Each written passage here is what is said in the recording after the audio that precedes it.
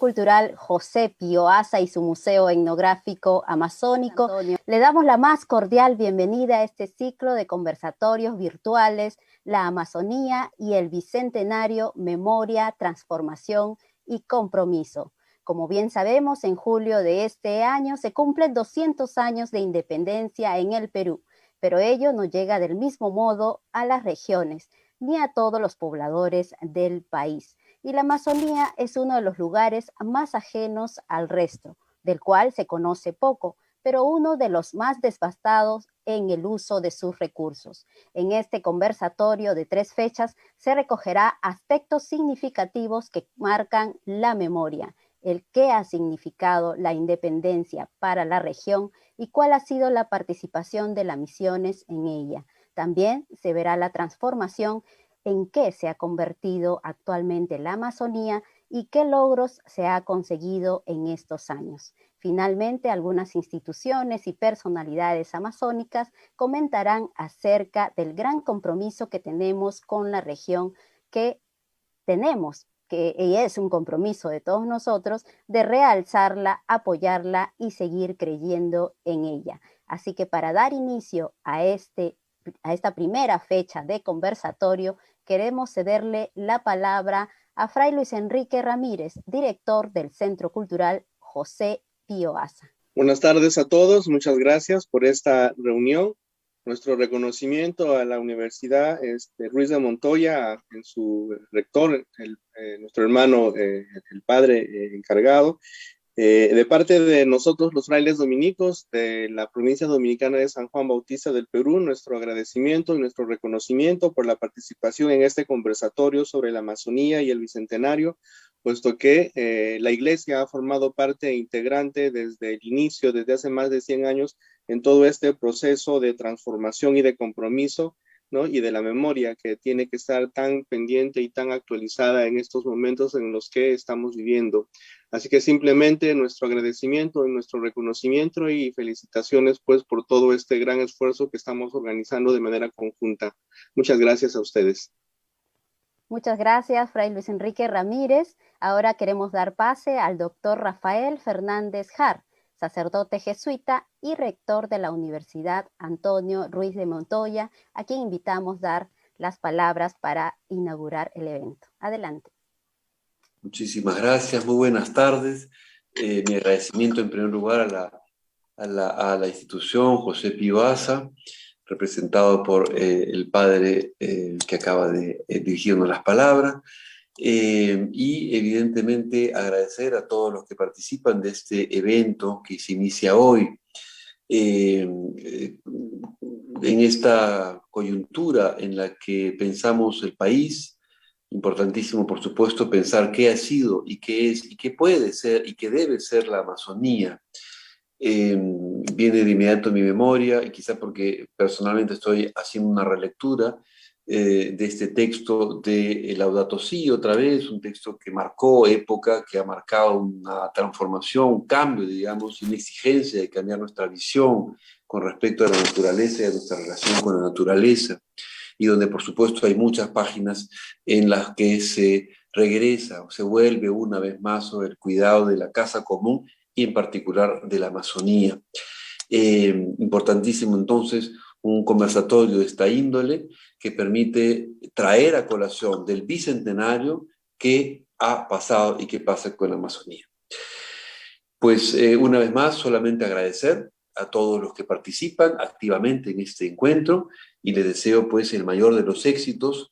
Sin duda alguna, un conversatorio de esta índole, como venía diciendo, marca también un hito. Ojalá pues que podamos recoger el material que se extrae de este conversatorio para poder aprovechar y profundizar en nuestro pensamiento. Mucho éxito en este conversatorio y una vez más, muchas gracias a todos y a todas. Muchísimas gracias, Padre Rafael Fernández, por esta palabras tan importante que nos da inicio ya a este ciclo de conversatorios virtuales que iniciaremos, la Amazonía y el Bicentenario, Memoria, Transformación y Compromiso. Y bueno, ahora sí comenzamos, le voy a dar el pase a Piero Chiu Martínez. Él será nuestro moderador de esta mesa. Adelante, Piero. Bueno, buenas tardes a todos y todas. En esta primera fecha del conversatorio virtual que dura tres días, tenemos la mesa titulada La Amazonía y el Bicentenario, Historia y Presencia Misionera. A continuación, presentaré a los tres ponentes que nos acompañarán en orden de presentación o intervención. Primero tenemos a Juan Carlos Lacerna. Él es historiador e investigador del Ministerio de Cultura en la Dirección de Patrimonio Inmaterial, DPI, y profesor en la Universidad Nacional Mayor de San Marcos, en el curso de Historia de la Amazonía. En segundo lugar tendremos la presentación de la hermana Marianela Guapaya Venegas. Ella es misionera laica de la Asociación Misioneros de Jesús, de profesión docente, comparte desde 36 años con el pueblo Shawi, ha trabajado en escuelas bilingües, traduce palabra de Dios a la lengua Shawi y acompaña al pueblo en la búsqueda de su desarrollo en la fe y en la educación. Y por último tendremos la participación de José Carlos Ortega. Él es magíster de antropología por la Pontificia Universidad Católica del Perú y egresado del programa Trandes. Actualmente es investigador del grupo de antropología amazónica, GAAPU, y el grupo de Edades de la Vida y Educación, EBPU. Solo queda recalcar que cada expositor tendrá un tiempo de 15 minutos para presentar su tema y empezamos con Juan Carlos Lacerna. Gracias Piero. Un gusto participar aquí con ustedes de esta mesa de discusión que busca reflexionar desde una mirada histórica lo que ha sido la presencia misionera en el territorio amazónico y la relación que ha tenido con los proyectos estatales, ¿no? El impacto es decisivo, es fundamental y también ha venido cambiando, ¿no? La relación entre la misión y la sociedad amazónica en la medida que los nuevos discursos, nuevas demandas y nuevas urgencias han exigido una nueva mirada acerca de lo que es el territorio y también la población. Planteo una reflexión bastante concreta en relación a lo que podríamos llamar la institucionalización de la presencia misionera en el proceso republicano temprano. Hay un marco temporal específico que se puede justificar entre la década de 1880 y 1940. La década de 1880, ¿por qué?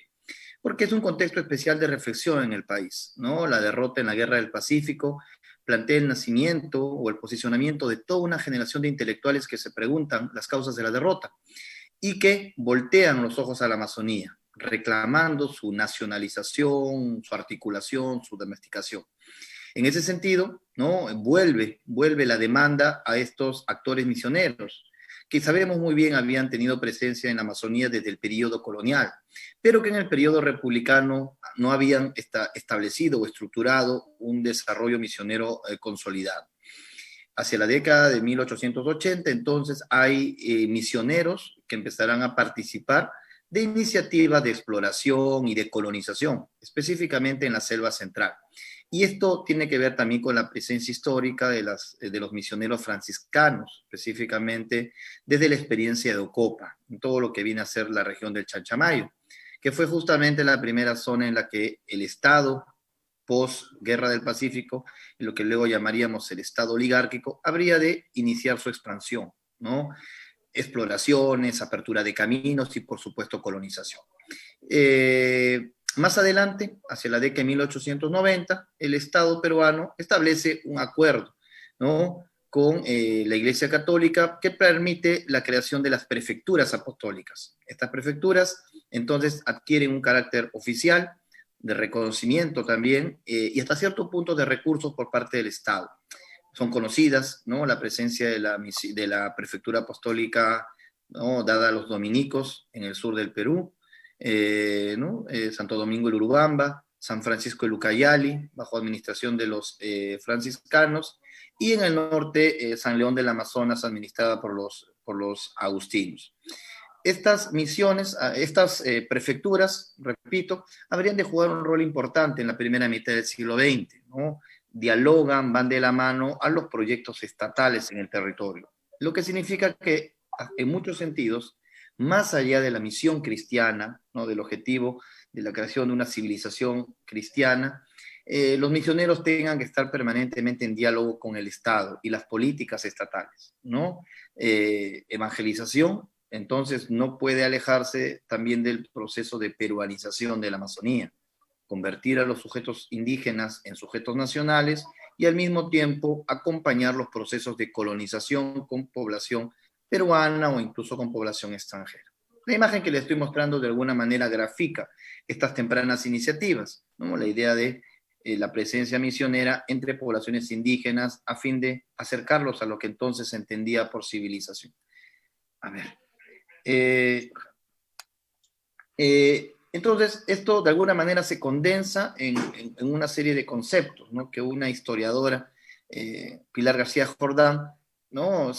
Representó en dos o tres conceptos, ¿no? Cruz, fusil, arado, ¿no? Domesticar un territorio que entonces se entendía también como salvaje, agreste. La cruz, civilizar, evangelizar, incorporar a la comunidad nacional a los sujetos hasta entonces entendidos como ajenos a la misma, y arado, ¿no? Como arar, ¿no? Domesticar el territorio, ¿no? Hacerlo de alguna manera civilizado también, ¿no? De alguna manera se condensa esta política. La imagen que estamos viendo corresponde a una revista liberal peruana de final del siglo XIX, llamada El Perú Ilustrado, ¿no? Donde podemos ver justamente estos elementos representados y aparentemente confrontados, ¿no? Los colonos, el fusil, la cruz, y del otro lado los indígenas y las flechas, ¿no? Esto corresponde también a las narrativas que entonces habían en el país, ¿no? Y en otras partes de América acerca de los llamados territorios interiores y las poblaciones salvajes, ¿no? Categoría propia de la época. Pero al mismo tiempo los misioneros tienen que jugar un rol en lo que podríamos llamar la peruanización, ¿no? Y con la presencia de población externa que va incorporándose en los territorios y desarrollando procesos de colonización. Muy importante, sobre todo en la selva central del Perú, ¿no? Donde el Estado, tenemos un Estado centralizado, habría de iniciar las políticas, ¿no? De colonización. Toda la región del Chanchamayo sería clave en estas iniciativas tempranas, como podemos ver justamente en esta imagen, ¿no? El pueblo, la fotografía es tomada en 1928, en la primera plana aparece la hija del entonces presidente Leguía, y el pueblo en el que se toma esta fotografía se llama, hasta hoy, San Luis de Shuaro, hoy un distrito de Chanchamayo, pero que hasta final del siglo XIX era el límite de la colonización en toda esa región, y fue además sede de la misión, una misión franciscana importante también, ¿no? Que evidenció también el dilema de estas misiones de frontera, sobre todo en la selva central, donde al mismo tiempo que los misioneros, podemos ver ahí un par de misioneros franciscanos, tenían que acercarse a la población indígena, tenían al mismo tiempo que actuar como actores paraestatales, otorgando tierras, ¿no? Tenían ciertos cargos, o sea, acercándose también a la población colona que llegaba a esta región, necesariamente generaron tensiones, lo que explica en muchos casos también el poco éxito que tuvieron los proyectos misioneros franciscanos en las primeras décadas del 20, específicamente en la región del Chanchamayo, ¿no? Lo otro, las misiones necesitan recursos, eso es inevitable. Por más que se establecieron acuerdos que establecieron el destino de determinados fondos estatales para el desarrollo de las mismas, estos recursos eran siempre escasos, lo que exigió a los misioneros buscar recursos privados, a través de caridad, de incentivar el espíritu también o el compromiso de los, ¿no? De los devotos, de los creyentes urbanos, para que financien las misiones. Allí la importancia del aparato propagandístico, ¿no? Desde finales del siglo XIX, inicios del siglo XX, va a ser muy importante este tipo de actividad propagandística. Revistas, ¿no? Los anales de propagación de la fe, inicialmente que articulaba las 3 grandes prefecturas, y más adelante lo que serán ya las revistas por cada orden. Florecías del Oriente, la revista Dominica, serán muy importantes para, a partir de los testimonios de los misioneros, a través del uso de fotografías, conmover a la opinión pública católica, creyente, para que se comprometiesen en el financiamiento, ¿no? En la conversión, en la salvación de las almas de estos sujetos indígenas de la región, ¿no? En la imagen vemos dos portadas vinculadas a ellas, ¿no? Florecía de San Antonio, muy importante revista misionera franciscana, ¿no? De primera mitad del siglo XX. Pero además, las misiones juegan otro rol, ¿no? Que tiene que ver con el desarrollo de la ciencia y la geografía, ¿no? En la medida que eran la punta de lanza de la civilización en ese territorio de frontera, muchas comisiones de exploración científica, oficiales, estatales como particulares, dependieron de las misiones, de la experiencia, del conocimiento de los misioneros, de la cercanía de los misioneros a la población indígena, o del manejo pues, logístico también en estas zonas bastante complejas. A la izquierda, ¿no? Una conocida imagen de este antropólogo, viajero, ¿no? Fejós, muy importante en la historia de la antropología norteamericana, sobre todo la antropología visual, que estuvo en la región amazónica entre los 30 y los 40 y desarrolló fuerte relación con los misioneros para poder llevar adelante sus trabajos.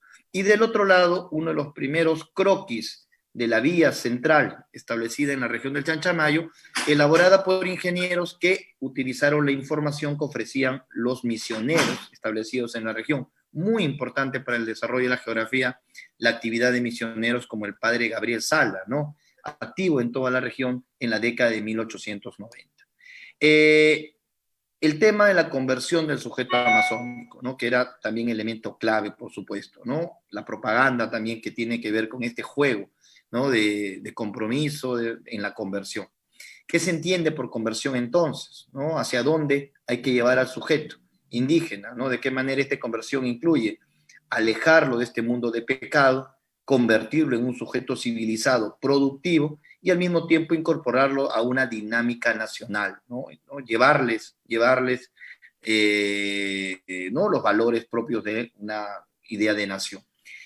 La presencia misionera en Amazonía no estuvo exenta de tensiones y de debates. Para algunos eran el actor clave para la civilización amazónica, no había otro.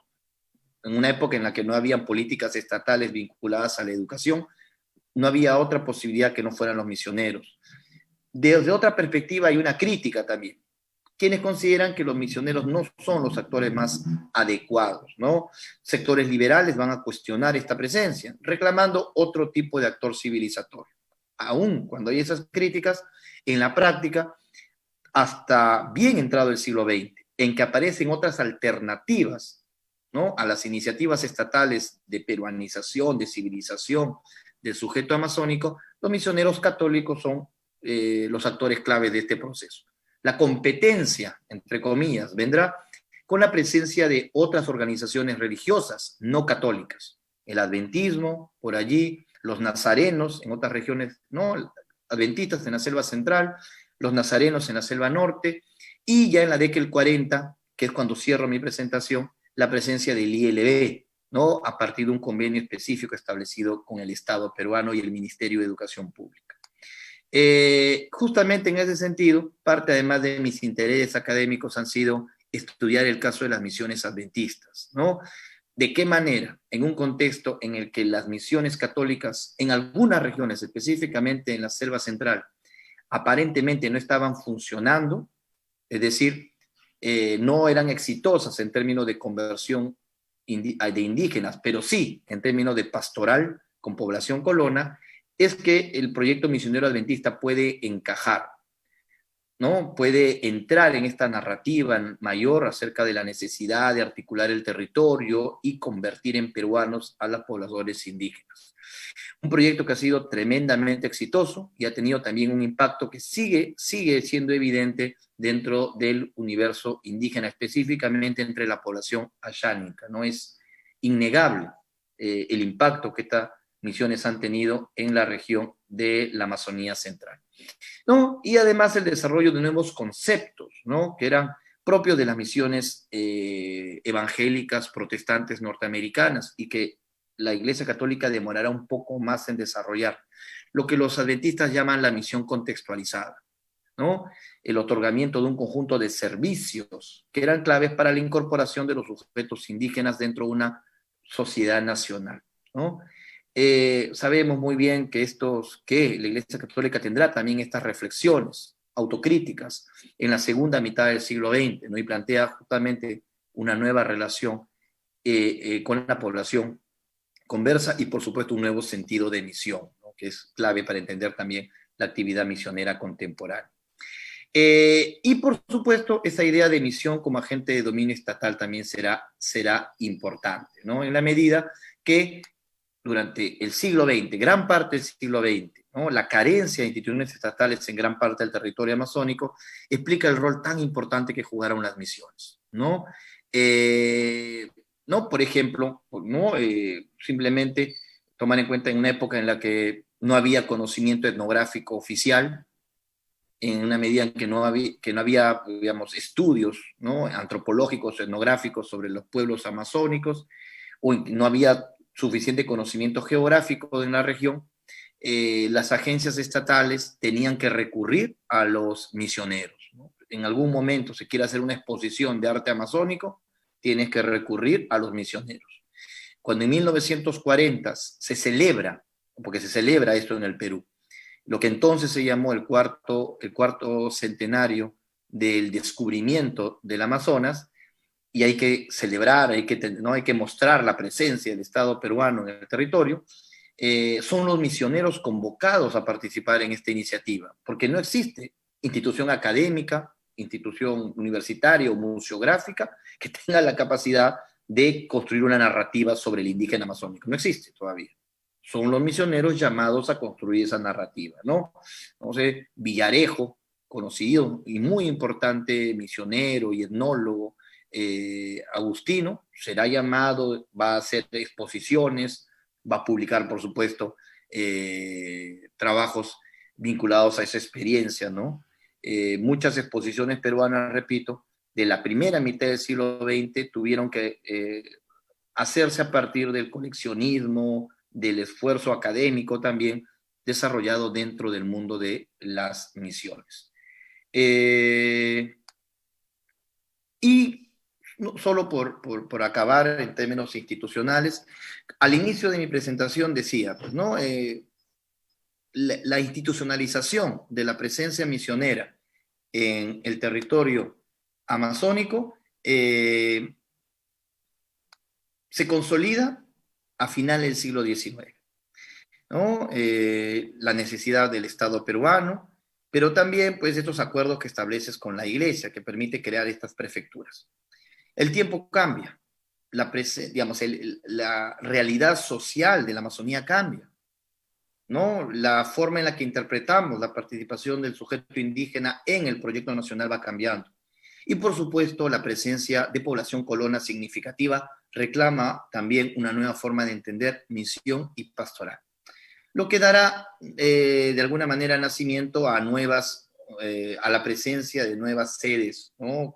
Administrativas en la región, como es el caso de la Prefectura Apostólica de San Gabriel del Marañón o de San León del Amazonas, ¿no? Que de alguna manera responden también a estas nuevas demandas que van surgiendo en la medida que a mediados del siglo XX la región amazónica empieza a tener una mayor articulación dentro de un proyecto nacional. Y simplemente para recordar, al margen de estas prefecturas o grandes experiencias misioneras católicas desarrolladas en el siglo XX, existen otras experiencias misioneras no católicas, pero que dialogan, encajan dentro de esta misma narrativa de misión, civilización, peruanización, conocimiento, ¿no? Nazarenos, adventistas y más adelante, por supuesto, el caso extraordinario del ILB, que ha sido bastante estudiado, el Instituto Lingüístico de Verano, pero también hubo proyectos de misiones que quedaron inconclusos. En la imagen podemos ver un documento que habla sobre una de ellas, ¿no? A inicios del 20, como desde Puno, ¿no? Los políticos puneños solicitan la posibilidad de establecer una misión franciscana en la selva de Puno, proyecto que finalmente no se concretizó. O la posibilidad de establecer también misioneros franciscanos, ¿no? En la región del Putumayo, en el contexto del llamado escándalo del Putumayo. La posibilidad de establecerlos ahí, pero también el debate y que explica en parte por qué este proyecto no llegó a realizarse, ¿no? Finalmente, en la década de los 40, ya en un contexto en el que la Amazonía adquiere un valor mucho más significativo dentro de un proyecto nacional, el Estado empieza a tener la capacidad de ejercer directamente muchas de las funciones que antes eran intermediadas por las misiones. Educación, salud, carreteras, comercialización. Y pues que antecede lo que será ya en la década de 1970 las grandes leyes, ¿no? Como la ley de comunidades nativas. Sí, yo creo que hasta aquí es suficiente para mi participación. Muchas gracias. Sí, gracias Juan Carlos por tu presentación. Y bueno, cabe recalcar también que importante el tema de las misiones, ¿no? Justamente como mencionabas en este dominio estatal que había en esa, bueno, desde esa época. Antes de pasar a la hermana Marianela, quiero comentar que, bueno, pueden dejar sus preguntas o comentarios en Facebook para quienes nos están en la transmisión siguiéndonos. Bueno, hermana Marianela, tiene 15 minutos para su presentación, puede iniciar. Buenas noches a cada uno de ustedes, a todos los que van a compartir con nosotros este evento. Quiero agradecer el interés que tienen por las misiones en el contexto del bicentenario de la independencia del Perú. Agradezco a los organizadores del evento, al Museo Etnográfico Amazónico, al Centro Cultural José Pío Asa y a la Escuela Profesional de Periodismo Antonio Ruiz de Montoya. En ese contexto en el que vamos a compartir, ¿no?, nuestra experiencia de las misiones, cabe mencionar que el Vicariato Apostólico de Yurimaguas también está cumpliendo 100 años de su fundación. Al hablar de historia de la misión en la selva, no podemos dejar de hablar, sobre todo de lo que hubo antes de la fundación de nuestro vicariato, del sistema de reducciones, que ha sido el modo, ¿no?, de evangelizar, el modo de acercamiento a la población indígena de nuestra selva, el modo como se han ido constituyendo las aldeas, las comunidades y muchas de las cosas que encontramos hoy. Ese sistema de reducciones que fue la estrategia de evangelización en tiempos de la colonia y que aún dejan rastros o costumbres en los pueblos que evocan aquel encuentro con la iglesia. La iglesia y los pueblos indígenas y la cultura occidental, todo está enmarcado en lo que dejaron las reducciones de aquel tiempo. Por eso, para nosotros es importante reconocer que un hecho histórico en la vida de la iglesia, concretamente las misiones, está marcada, sobre todo por la llegada de los jesuitas y también la expulsión de ellos en las misiones, ya que su presencia y estilo de vida ha dejado rasgos marcados y relevantes en los pueblos indígenas y concretamente lo siento yo en el pueblo Shawi con el cual comparto. La vida de muchos pueblos está marcada por el antes de las reducciones, de las misiones, como llaman ellos, y el después de las misiones, donde se han producido una serie de cambios que vivimos hasta el día de hoy.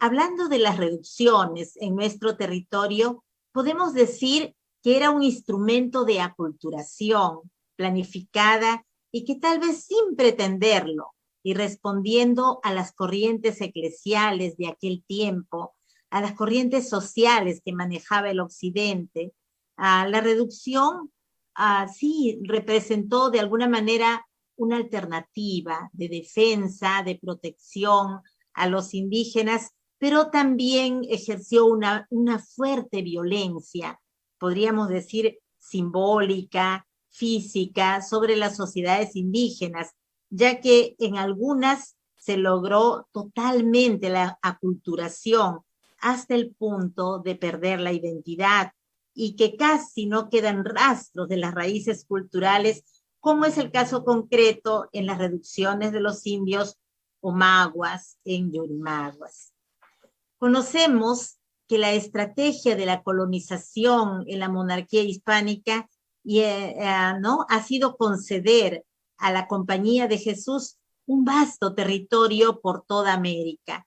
Hablando de las reducciones en nuestro territorio, podemos decir que lo utilizaron, ¿no? Como un instrumento de aculturación planificada, pero también de defensa. Ya desde aquel tiempo, la Iglesia ejerció un estilo de protección y defensa a los indígenas, que hoy hay otra forma, hoy hay otros símbolos, otra manera de ver nuestro quehacer misionero en las diferentes comunidades. Pero en aquel tiempo se logró eso, aculturarlos, y se pensaba que se estaba ayudando, se pensaba que el indígena tenía que entrar al mundo occidental, tenía que entrar al estilo de la iglesia occidental, y así se hacía. Tenemos grandes misioneros, santos misioneros,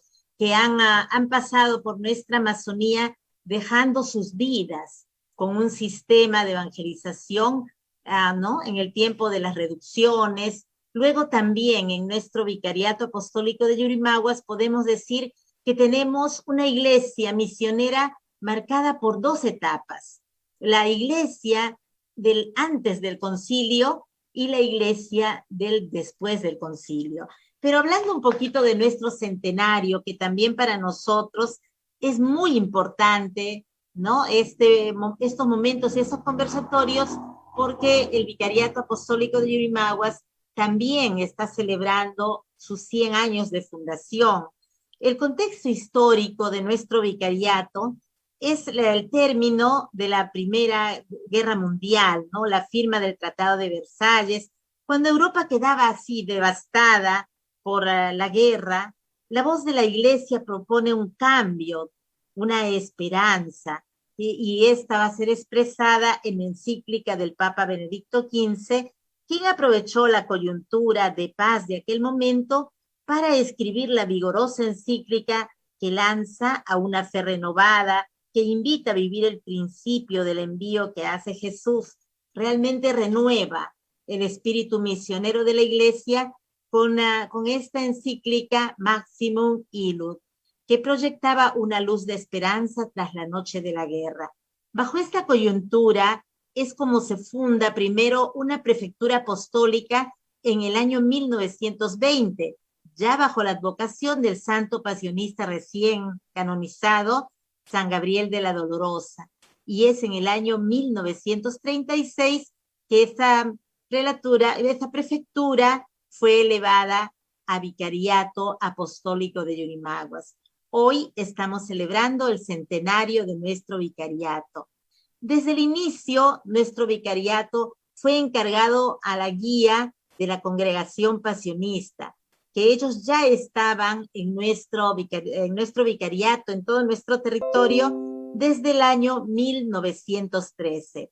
Y con renovado entusiasmo recibieron este mandato y han continuado abriendo caminos en las zonas más alejadas de nuestro vicariato, marcando una ruta y abriendo caminos. Bien sabemos que las reducciones fueron cambiando estilos y formas que ya se han ido renovando. Diríamos que antes del concilio, en nuestro vicariato, la misión consistía, ¿no?, en la evangelización, la sacramentalización, la protección de la vida de los pueblos, también de la defensa, pero de alguna manera la Iglesia tomaba la primera parte. La Iglesia era madre, padre, iba a los pueblos, curaba a los enfermos, enseñaba, se creaban las escuelas parroquiales, y siempre teníamos como la parte protagonista al momento de la evangelización. En esta misión, grandes personas en todo el vasto territorio del vicariato han ido dejando sus vidas, entregando lo máximo de su tiempo. Cabe mencionar que en nuestro vicariato, en este espacio geográfico, tenemos varios pueblos originarios. 5 de ellos forman el grupo jíbaro, como el grupo Ashuar, Aguajún, Candoshi, Chapra, Wampis. Estos pueblos mantienen su lengua, costumbres y tradiciones. Y otros pueblos que también mantienen estas características ancestrales, diríamos, son, ¿no?, el pueblo Shawi y el pueblo Quichua Inga. Y luego tenemos otros pueblos que casi no se habla ya su lengua y que están, bueno, perdiendo sus costumbres y su historia, como son el pueblo Xihuilo y el pueblo Cucama. Además tenemos toda una población venida de otros lugares del Perú que se van instalando en las riberas de los grandes ríos, a los que nosotros llamamos también la población ribereña. Este es el contexto social en el cual ejercemos nuestra misión, ¿no? Los misioneros que somos parte del Vicariato Apostólico de Yurimaguas. En ese marco, en los años antes del concilio, es donde vamos a salir a atender a los pueblos, a fundar las escuelas parroquiales, a cuidar de ellos, a luchar por ellos.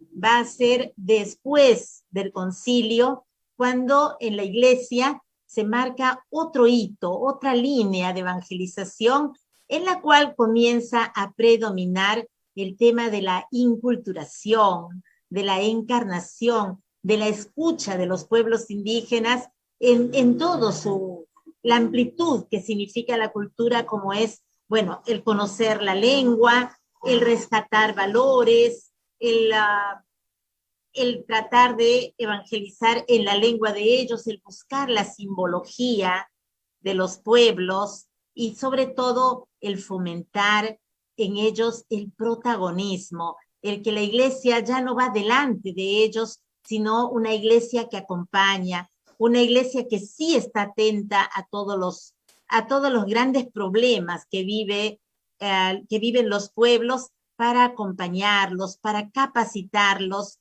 en liderazgo, en conocimiento de leyes. Tenemos actualmente, ¿no?, la pastoral de la tierra para ayudarles y acompañarles a enfrentar los grandes problemas que tiene nuestra Amazonía con la titulación de tierras, con la invasión del territorio, con el derrame de petróleo. Tenemos también toda una red educativa, pero sobre todo porque pensamos que la educación es el medio de evangelización, de liberación, de acompañamiento a un pueblo, y por eso estamos a cargo de acompañando sobre todo estos procesos educativos. Bueno, ya no hay tantas escuelas parroquiales, hoy son asumidas por el Estado. Tenemos más bien otro sistema de colegios de convenio, residencias estudiantiles, acompañamiento a los maestros bilingües, pero tratando de fomentar el protagonismo de ellos en su desarrollo sostenible, en su liberación. A partir después del concilio, que en nuestro vicariato está tan marcado por esta nueva línea, pensamos y sentimos que tenemos que estar con ellos, pero no decidir por ellos. Tenemos que acompañarlos, pero no tener nosotros el primer protagonismo. Luego, sí estamos con la pastoral sacramental, pero como un camino, como un descubrimiento de parte de ellos desde su identidad cultural, que pueden ir acercándose a buscar las semillas del reino en su propia cultura. Para nosotros es muy importante tener en cuenta la religión natural, es muy importante considerar sus valores, sus mitos, sus ritos, y buscar que desde ahí ellos crezcan en la fe, crezcan socialmente, tengan esa autodeterminación, busquen y luchen por lo que ellos quieren en la defensa de sus territorios, en la promoción de la cultura. Podemos decir también que nuestro vicariato tiene, ¿no?, grandes grupos, ¿no?, originarios, y para nosotros apoyarlos, acompañarlos, es importante. el cambio que han dado las misiones en nuestro vicariato, como en todos los lugares de misión, es que los misioneros de hoy evangelizan desde dentro. Se han dado procesos interesantes de encarnación en la vida de los pueblos, como en nuestro vicariato con la cultura shuar, donde ha estado el padre Luis Bola, por ejemplo, y siguen otros sacerdotes salesianos, siguen con este proceso de inculturación, de encarnación. Otros estamos con otros pueblos acompañando también estos procesos. Bueno, en mi experiencia estoy con el pueblo Shawi desde hace 36 años, también tratando de acercar la palabra de Dios en la lengua Shawi. Hablar de misión en el contexto del Bicentenario es reconocer los retos que tenemos por la presencia que da fortaleza e impulsa a cada pueblo a buscar su camino, a tomar sus propias decisiones y sobre todo a ir insertándose con su identidad cultural en nuestra cultura, en nuestro país.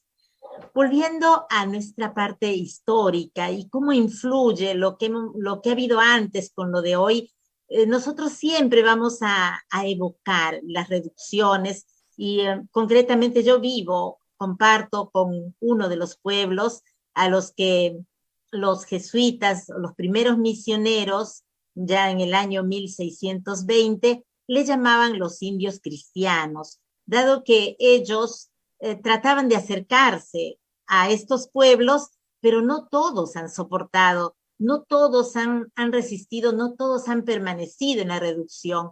Uno de los pueblos que permaneció, ¿no?, por más tiempo, que han podido de alguna manera dialogar con ellos, moldearlos y sin duda sembrar las semillas del evangelio, es el pueblo Shawi, al cual llamaban los indios cristianos.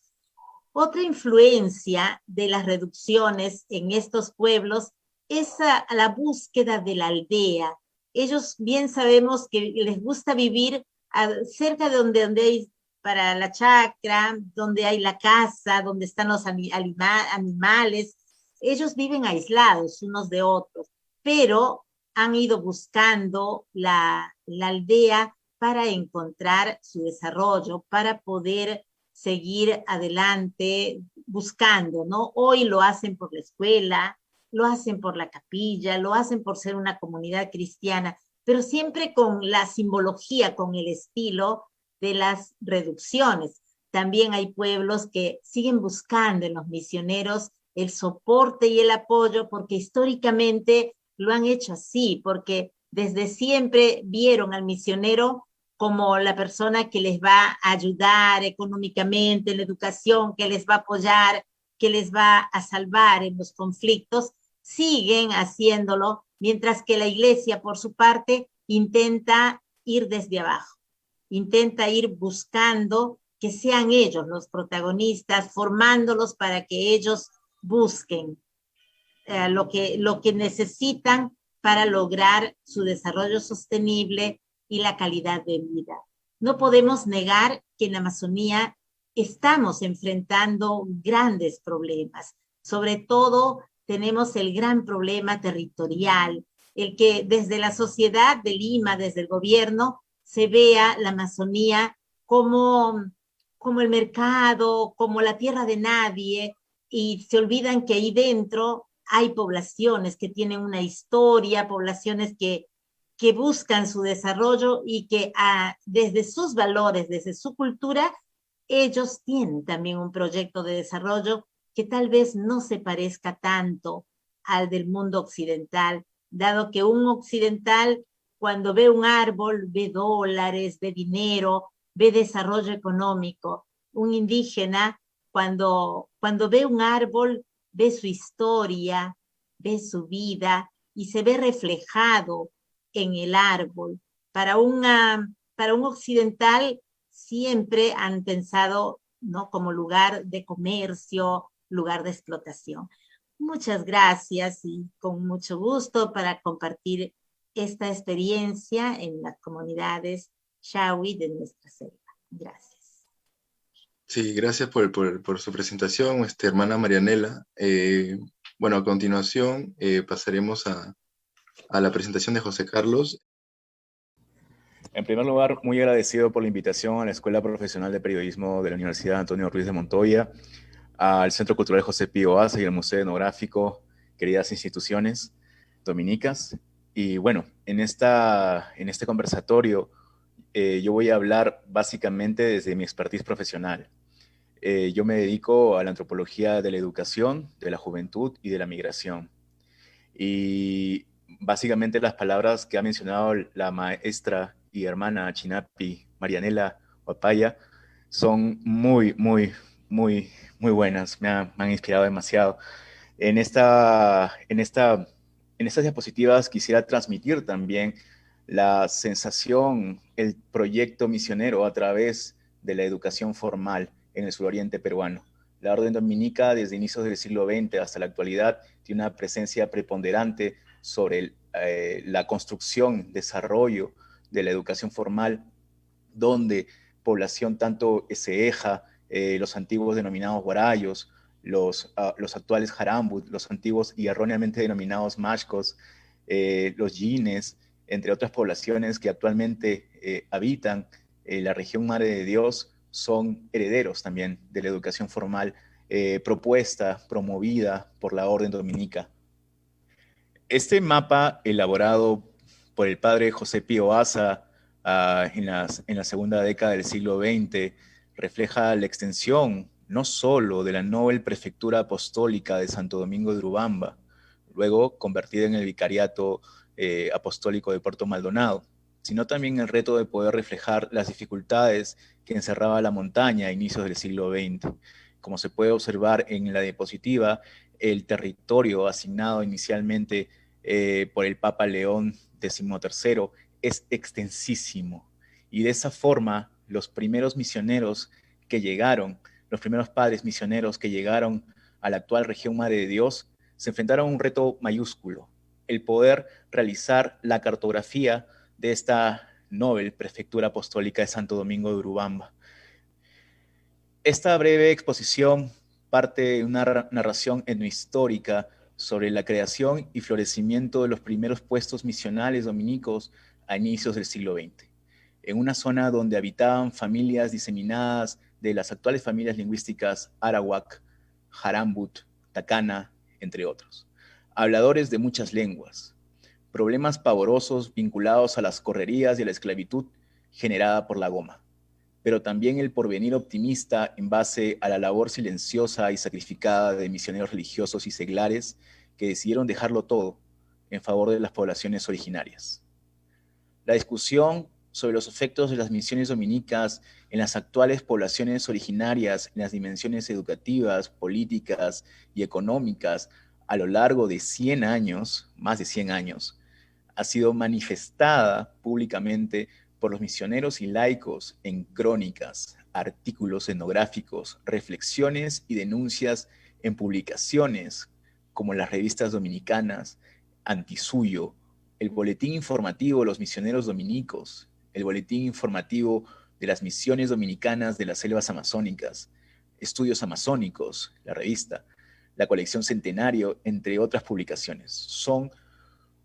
Es opípara la producción dominica relacionada, vinculada a la ciencia tanto etnográfica, lingüística, cartográfica, entre otros.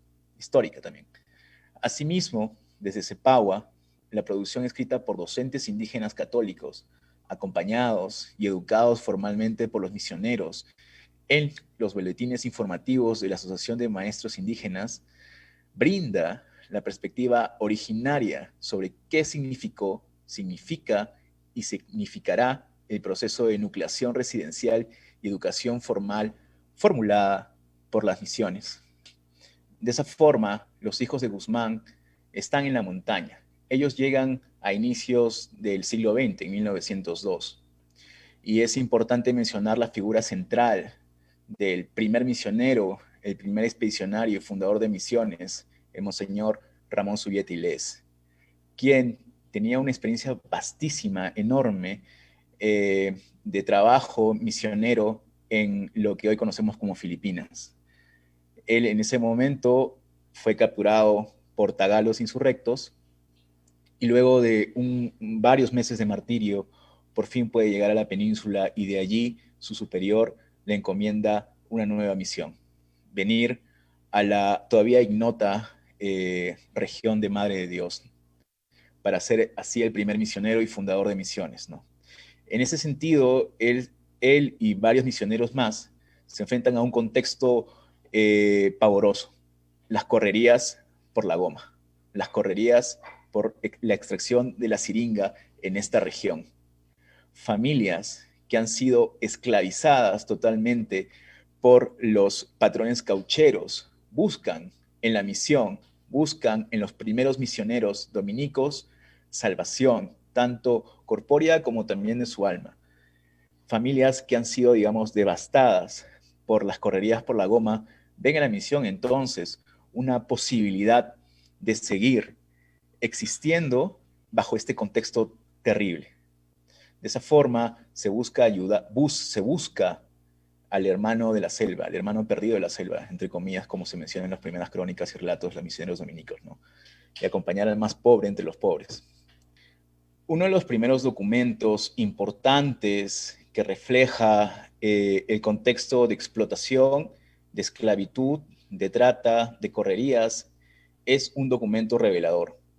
Es quizás uno de los primeros documentos donde se denuncia este trato inhumano hacia las poblaciones originarias de la actual Madre de Dios, y también una defensa de los derechos humanos. Este documento fue publicado en 1916 y solamente voy a leer un pequeño extracto redactado por el padre Pío Asa. Chacras destruidas, su casita, su humilde tambo, vacío, silencioso, aquí y allá sangre o los restos inanimados de seres queridos, que ayer eran el encanto de su corazón.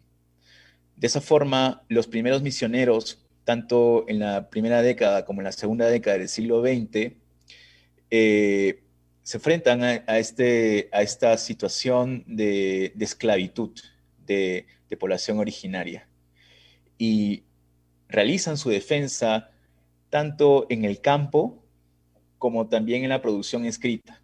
Y un documento revelador no es el único documento que realiza la Orden de los Predicadores. Hay muchísimos más. Recomiendo bastante leer, digamos, la producción del Centro Cultural José Pío Asa relacionada a ella. De esa forma, la labor pastoral, la labor pedagógica, la labor científica, la labor humanitaria está totalmente vinculada al interior de las misiones. Se corporiza en las misiones todas estas labores, donde hay una defensa absoluta de los derechos humanos de las poblaciones originarias o de los abuelos que huían de los patrones caucheros, ¿no? Una frase que es continuamente, que es común, que es regular en las crónicas tanto de hasta mediados del siglo XX como hasta la década del 70, en las producciones etnográficas e históricas y también audiovisual de los padres Joaquín Barriales y el padre Adolfo Torrealba, es donde hay una misión, hay una escuela. De esa forma, la actual región Madre de Dios es heredera de la labor educativa iniciada en 1909, al ser la primera misión San Luis Beltrán del Manu, fundada por los padres dominicos. En esta primera misión de San Luis Beltrán del Manu, allí se ubicaban poblaciones tanto de cejas, jarambus de distintas parcialidades y también hijos de colonos andinos. Luego de allí, en 1915, se funda el internado de mujeres Santa Rosa en Puerto Maldonado. De esa forma, la infraestructura educativa contemporánea, actual, pero también el sistema educativo formal inicia oficialmente bajo el amparo o el trabajo de la Orden Dominica en la región Madre de Dios.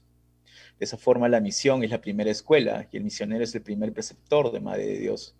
Es como mencionaba la hermana Marianela, es el padre de familia quien nuclea a una serie de actores de distintas etnicidades o parcialidades en un solo lugar, un melting pot, donde confluyen no solamente lengua, sino también cultura y también el deseo de escapar de esa situación, la situación de esclavitud, muy presente a inicios del siglo XX e inclusive hasta mediados del siglo XX, donde se podía comprar jóvenes, niños, ¿no? Vendidos por los mismos patrones caucheros y también patrones de hacienda en lo que actualmente es Paucartambo e inclusive hasta Lima, Arequipa, entre otras ciudades. Y fueron los misioneros dominicos quienes ayudaban a escapar de la situación de esclavitud, del contexto de esclavitud, a estos jóvenes, niños y niñas. De esa forma, la labor pedagógica de los primeros misioneros dominicos en Madre de Dios inicia en la contemporánea puerta de entrada al Parque Nacional del Mano. Los antiguos terrenos donde se fundó en 1909 la misión de San Luis Beltrán del Mano ahora están distribuidos entre la comunidad nativa Isla de los Valles, donde habita población tanto Yine como Matziguenca, y la capital del distrito de Fiscarral, Bocamano. Las viejas vaquerizas de la Pactone, Papa Viejo en Jarambut, a quien se refiere el padre José Álvarez, ahora están inundadas por el soplo de Tazorinzi, Huapajuy en Aguajún, que significa que es traducido como Dios, fueron testigos de una época donde hijos de matziguencas, cejas y colonos convivían en el puesto misional. Los misioneros dominicos fueron de esa forma los primeros preceptores y pilares fundamentales de la educación formal de las poblaciones originarias del suroriente peruano. En estas imágenes que podemos observar, que están a la izquierda de la pantalla, está el padre José Álvarez, conocido por el pueblo Jarambut como Pactone, y Papachi por el pueblo de Ceja. Apactone significa Papá Viejo. Y bueno, aquí se pueden observar jóvenes de la parcialidad Amaracairi, Jarambut, en la novísima misión de Shintuya, ¿no? San Miguel de los Mashcos, inicialmente denominada, pero luego proceden a llamarse la misión de San Miguel de Shintuya, la misión que nunca muere, ¿no? Como les mencioné al inicio, mi perspectiva se basa muchísimo en el trabajo educativo formal de tanto de la misión, de la Orden Dominica como de otras órdenes al interior de la zona amazónica peruana, ¿no? De esa forma, en la imagen que tenemos a la izquierda se ven dos, ¿no? La imagen superior es los inicios de la institución educativa de nivel primario en San Miguel de Shintuya, y en la imagen inferior es la actual institución educativa de San Miguel de Shintuya en el año 2020 durante la pandemia. Esta misión, la misión de San Miguel de Shintuya, es como una primera instancia de infraestructura pedagógica en el Alto Madre de Dios. Y eso representó, y hasta ahora representa, una gran fuente de conocimiento sobre la labor misionera y también educativa, pedagógica, económica y toda su influencia y toda la influencia que tiene actualmente en la provincia del Mano, ¿no? De esa forma, uno de los retos principales, digamos, en este conversatorio que nos une a todos es hablar un poco o bastante sobre la educación formal y el reto de los jóvenes originarios en la actualidad, ¿no? A puertas del Bicentenario. Y Aprendo en Casa representó un reto mayor para los maestros y maestras del MISEMA en Madre de Dios. La pandemia y el Bicentenario se juntaron justamente a futuro y qué es lo que ha delegado a las futuras generaciones, ¿no? Un mensaje de esperanza también, ¿no? Un mensaje también de trabajo pedagógico y de labor pastoral ininterrumpidos desde el 1902 hasta la actualidad. Y también no solamente es fijarnos en el personal o en los misioneros tanto religiosos como seglares, sino también en la persona, en el caso de los misioneros, ¿no? Envejecer en la montaña, dejarlo todo acompañando a los más pobres, es una de las testimonios que constantemente se repiten en los escritos y crónicas de bastantes misioneros dominicos que han podido contribuir a la producción intelectual de la orden, ¿no? Quería terminar solamente con esa imagen reflejando, digamos, que la misión continúa su labor pedagógica actualmente en el Madre de Dios. Sé que por cuestiones, digamos, que escapan a esta situación que es la pandemia, los jóvenes que inicialmente eran beneficiarios no han podido volver a la misión de San Miguel de Shintuya. No obstante, todavía hay un vínculo muy fuerte entre los matsigencas, en este caso la población matsigenca, y la aún misión que nunca muere, la misión de San Miguel de Shintuya. Muchas gracias y disculpen que me haya extendido en el tiempo. Sí, gracias José Carlos por la presentación y gracias también a los ponentes que antecedieron a José Carlos. Y bueno, van llegando un poco las preguntas y aquí creo que podemos abrir un poco la discusión para un poco profundizar en algunas ideas que han dicho. La primera pregunta es ¿cómo era la relación amable o de tensión de los misioneros como agentes estatales con las autoridades regionales locales, prefectura, subprefecturas y alcaldes en la Selva Central? Si había tensión, ¿cómo se desarrollaba? Bueno, creo que va dirigida a Juan Carlos, ¿no? Quien más o menos mencionaba un poco acerca del agente estatal que tenía dominio en esa época. ¿Qué relación hay con los agentes estatales? Es una zona de frontera, donde en muchos casos el propio misionero asume funciones estatales. Vamos a poner el caso de la misión de San Luis de Shuaro, que se convierte en un punto clave para la colonización hacia la región de Selva Central, la vía del Pichis, que sería la primera transoceánica que tenemos en el contexto del caucho.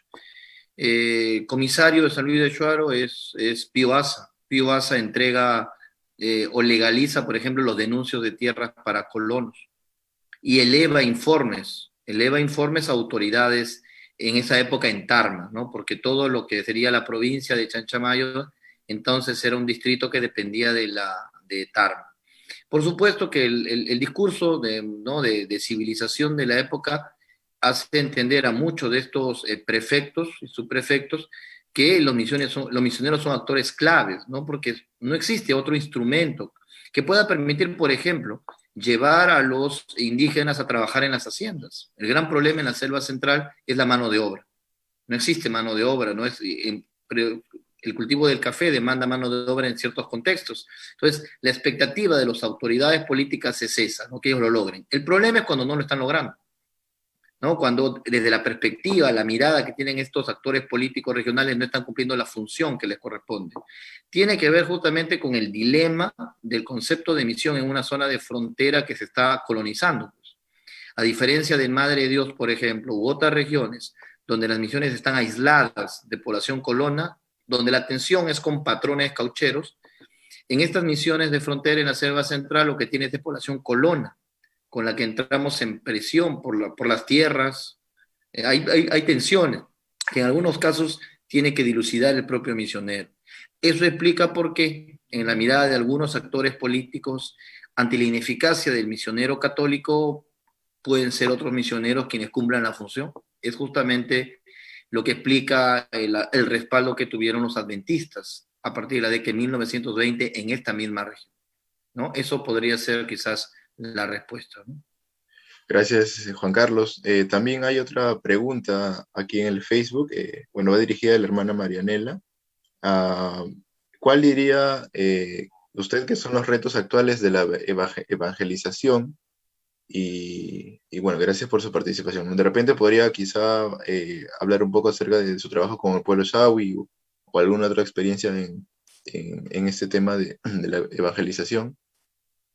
Para nosotros los misioneros en el Vicariato Apostólico de Yurimaguas sentimos que somos portadores de la buena noticia. Ese es el primer reto. Nosotros los misioneros tenemos que tratar de descubrir cuál es la buena noticia en nuestros hermanos. No podemos solo cerrarnos al anuncio de la palabra cuando el pueblo está siendo explotado, cuando sus territorios están siendo invadidos, cuando la petrolera está derramando petróleo en las aguas y muchas personas van muriendo o cuando una pandemia puede arrasar la población. Entonces, para nosotros los retos son estar con el pueblo, ver la necesidad del pueblo y aquello que en el pueblo es buena noticia. Hay sectores en nuestro vicariato en que la buena noticia es el acompañamiento a la lucha por la defensa de su territorio, de las aguas, evitando la contaminación ambiental junto con la palabra de Dios. Yo vivo entre los Yawis, donde hemos tenido muchos retos. Cuando el Ministerio de Salud, cuando el gobierno no les atendía en salud, el misionero tenía que ser enfermera, profesor, todo a la vez y poder acompañarles. Yo estoy 36 años y he pasado de ser directora de una escuela y enfermera a la vez en una comunidad, y con alegría veo que el ministerio, que el gobierno va asumiendo estos servicios y nosotros vamos dando pase, acompañando, impulsando. No dejamos la educación porque creemos que mientras más vigilemos y más acompañemos en la educación, vamos a hacer que nuestros hermanos sean protagonistas de su propio desarrollo en el campo de la fe, en el campo de la educación, de la salud y de la calidad de vida de manera sostenible. Gracias, hermana. Hay una pregunta más aquí en el chat. Bueno, esta implicaría para cualquiera de los tres panelistas, ¿no? Dice, ¿qué debe quedar en la memoria de estos 200 años? ¿La Amazonía ha vivido la independencia? Yo, pensando en nuestro vicariato, sí, ha vivido su independencia porque han salido, ¿no?, de la correría también aquí de los caucheros, han salido del tema de las reducciones, que de alguna manera era una misión paternalista, a la autodeterminación, a la organización, a la autonomía, al poder alcanzar la educación en su propia lengua y desde ellos, a poder hoy tener enfermeras que de la propia cultura, luego al que la independencia se muestra a nivel nacional, a que hoy no son la vergüenza del país. Hoy, con mucho orgullo decimos, el Perú es un país plurilingüe, multicultural, tenemos 44 lenguas en la Amazonía. Quiere decir que hay un reconocimiento y una inserción de los pueblos con su propia cultura.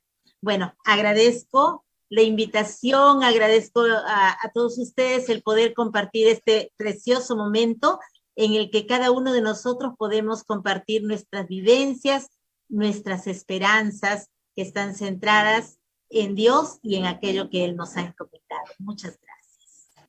Más que la independencia, yo pienso que deberíamos pensar en términos de nación, ¿no?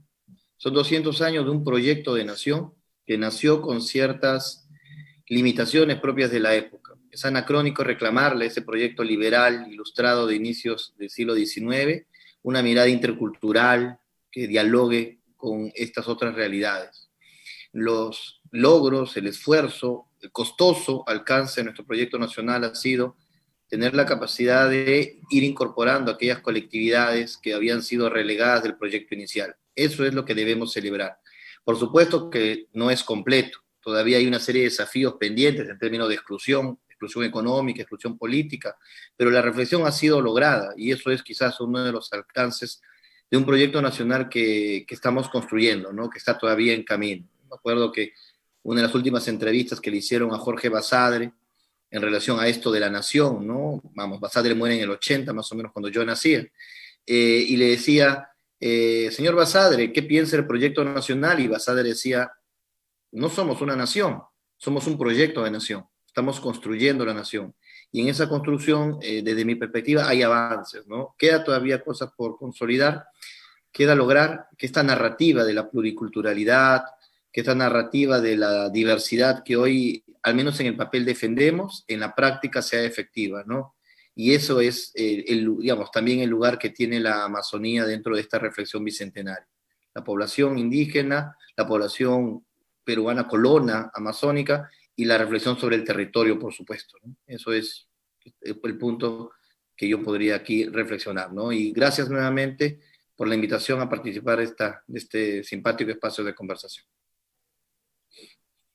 Sí, de hecho, gracias a ti, Juan Carlos, por tu presentación y por tus comentarios. Sí, pasamos el pase de José Carlos. Creo que la agencia de las poblaciones originarias amazónicas ha ido incrementándose al pasar las décadas, desde la conformación de los primeros consejos indígenas hasta la actualidad.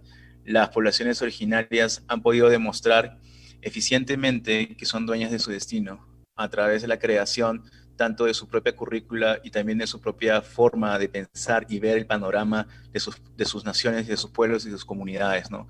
Y como les he mencionado, una de las instituciones más importantes del país es la institución educativa, ¿no? Una escuela.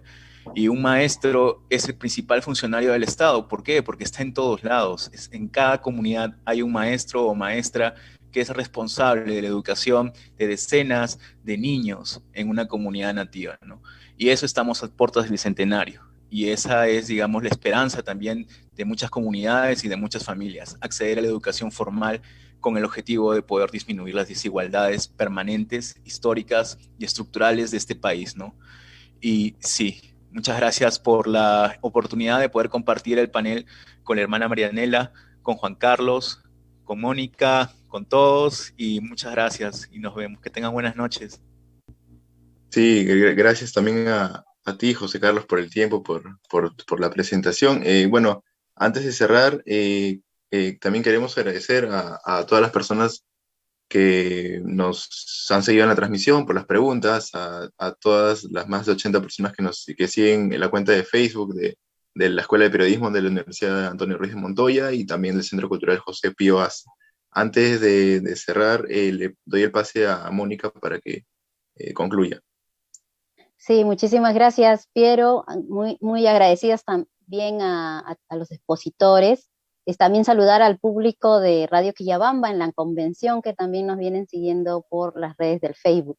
Y bueno, recordarles a todos los que nos están viendo en este momento que el próximo miércoles nos estaremos reencontrando para hablar sobre la Amazonía y el Bicentenario, esta vez desde un punto de vista de la transformación y la actualidad.